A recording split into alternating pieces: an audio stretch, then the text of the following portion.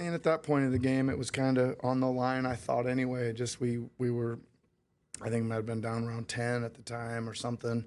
And I just figured, you try that for a little bit and see what happens. And he was playing really well, Doug, and it was like, we save him for what, right? And he, fortunately, he was able to last it. When you get you guys like scrambling, running around, trapping, doubling, is it just tell them just go crazy? Just you figure it out there? Like they just play on their own kind of pace? Well, I think we certainly had some energy left at the end, right? The way we were moving, again, you're just trying to get them into something that changes the rhythm of the game. And they were in great rhythm. They were really carving us to pieces, and we got them. We got them out of their sets, and then as we've seen with that press and stuff before, is once you get one, now they're really they look shaky quickly, right? And it's not just them. It's you've seen us do it, right? We've been pressed and we'll give one up, and all of a sudden it turns into three really quick. But again, it takes you out of your offense and whatever. The play of the night though really was. Obviously that last possession, right, where it was like 29 seconds long, I think, right, and they had it the whole time until we got out of there. But we had decided to blitz the next Brogdon pick and roll about, I don't know how many, 150 earlier, and we were pre-rotating to Sabonis on that, and they remembered to do it. Which I mean, after all that stuff that was going on, and they did it, and Sabonis kind of got stuck right there at the beginning, and when Brogdon came off that thing and let go of it, I was like, perfect. I thought maybe we'd steal that, but we were there, and then we froze him, and then kind of got back. I know Oladipo got a pretty good look there at the end, but still we were like you said, flying around pretty good. Sort of a strange game for Pascal, but he came through at the end there on both ends of the floor. What did you make of the way he was able to kind of stay with it? Well, that's what he did. He stayed in there. I think he was he wasn't getting to very balanced shots in there. He was getting to some great positions. There was like one really weird one. I think he got to about 2 feet and shot at about 6 all the way over the basket to the other side, and it was like he made a really good move, and for some reason his balance was being affected, I thought, pretty much early in the game, and then he just decided to start coming downhill at him, and he'd go for it once, and then he'd slam on the brakes and kick it out once, and he'd go for it, and so he made great reads again, and he's really been this is I don't know, third, fourth close game we've had where he's delivered scoring or passing down the stretch, and of course those guys have made the shots, which is big. Serge's ability to make passes, like tonight he had 3 really neat assists. He never has had passing skills. So where is that coming from, you think? Well, he's getting better, Doug. I think again he's been forced into this heavy minutes with Smart being out a lot this year. He's been given a lot more reps, and he's just, I think he works on it. He takes the time to work on his ball handling and his passing. And I think just the reps over and over has given him a time to see things better. He's been really good, man. Really good as far as just more than the way more than just pick, pop, shoot. That guy, which he kind of now he's rolling, he's dunking, he's driving, he's kicking out a little bit, which is it's good. It's good, right? You don't design him like this, but this seems to know how to pace itself through a game and what each game requires. Is that something that they've just learned, or is that the intelligence of this team? What is that? I don't think as a coach you're encouraging pacing through much of anything, right? You're trying to go out there and win each possession when the ball goes up.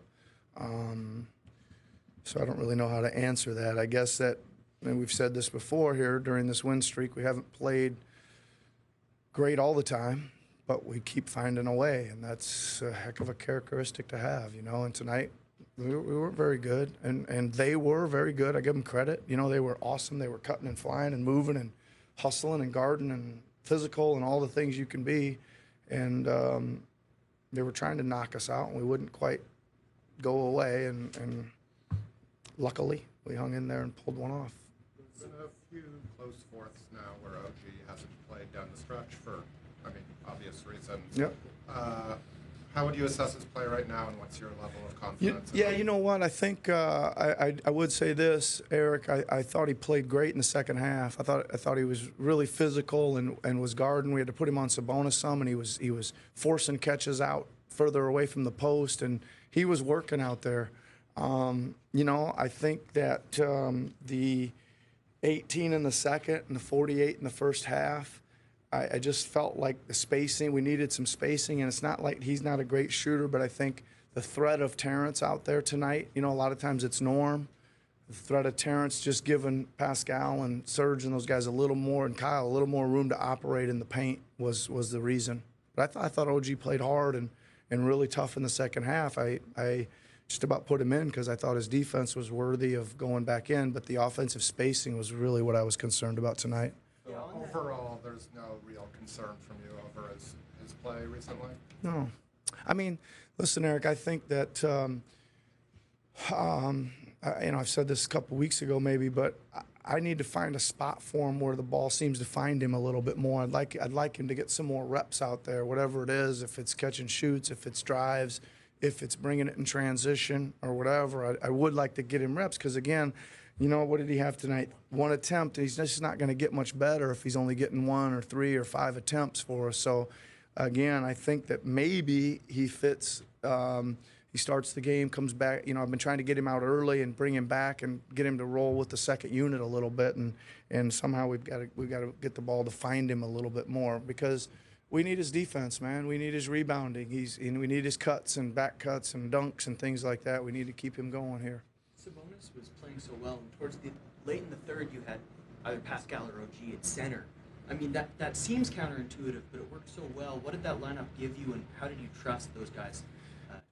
Yeah, well, it gave us a couple things. I just thought it was a pretty physical matchup for Chris to handle, so we went smaller, and it gave us a chance to switch a little bit more too, and end up with instead of Chris or Serge or somebody to have to guard Brogdon on a switch, you know, we had Pascal or OG up there that maybe could keep in front of him or whoever the guard was, you know, out there.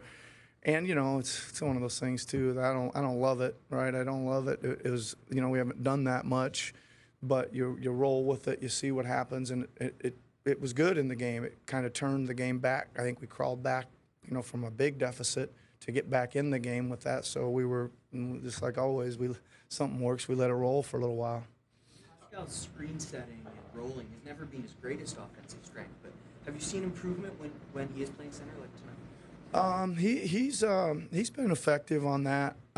It's just another way to get him involved and get him the ball. I think with the skill of Fred and Kyle coming off those things, and even Terrence, I would say that they got to be up. They got to be up, and if we'll screen them, that means the big's got to be up for a moment, and there's an opportunity for the pocket or the roll.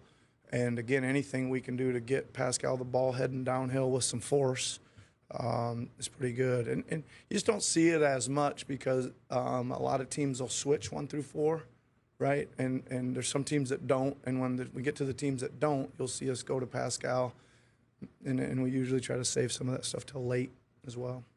Talking about Serge's passing, is that kind of an example of player development, not just being limited to young players?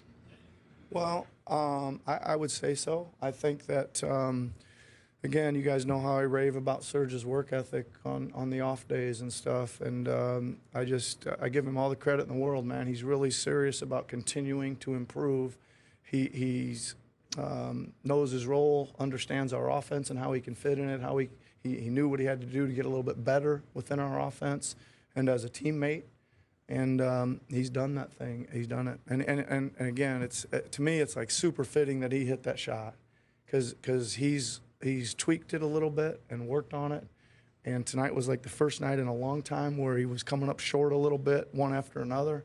And, you know, we talked about it at a timeout and said, finish one, get your weight, you know, whatever, a couple of mechanic things. And he did, and he deserved it because he's been working his tail off at his shooting.